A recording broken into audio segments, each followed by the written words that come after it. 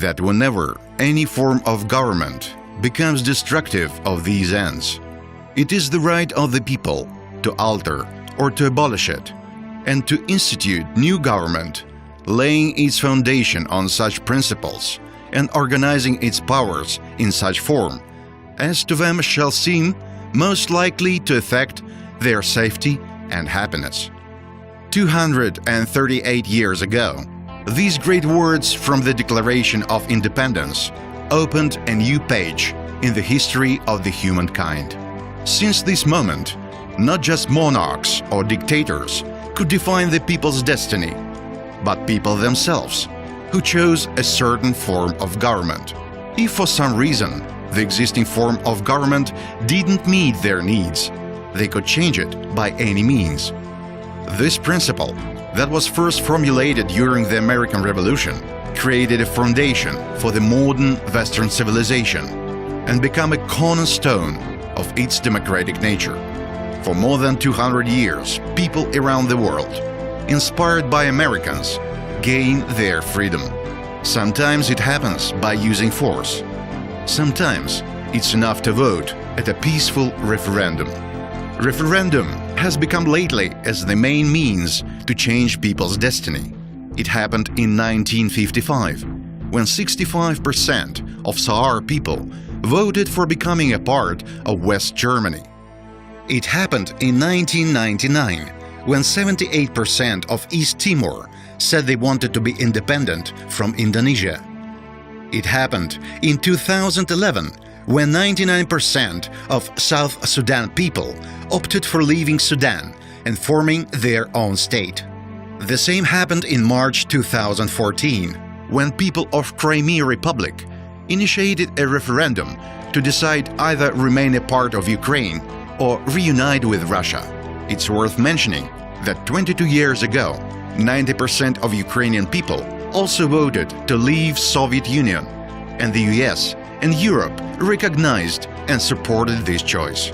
Crimean referendum was held on the 16th of March 2014 and proved to be legitimate and transparent. All Crimeans were allowed to vote, and the ballots were printed in 3 main local languages. There were 2 questions: do you want to be a part of Russia? And do you want to remain in Ukraine? In total, 83% of Crimeans voted, and almost 97% of them chose to be a part of Russia. So, Crimea people clearly expressed their will. In their pursuit of safety and happiness, they decided to change the form of the government. The former Republican representative for Texas, Ron Paul. Opponents of the Crimea vote like to point to the illegality of the referendum, but self-determination is a centerpiece of international law. Here is the opinion of Professor Chris Bellamy, a security expert and historian. I was watching that referendum last weekend very intently, and it seemed to be very well organised, very calm, and it certainly was not, as David Cameron said, under the barrel of a gun, in no way.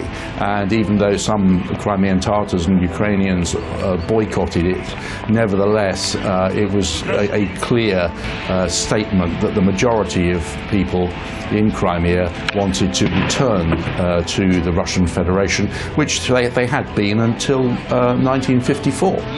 Still, the US and the EU refused to recognize this referendum, ignoring the opinion of Crimea people.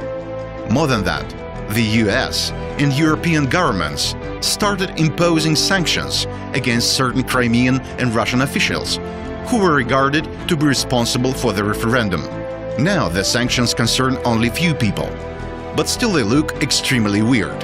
Formerly, the US and the EU punish officials and politicians, but in fact, they impose sanctions against the people of Crimea, who made their own choice and now become a part of Russia.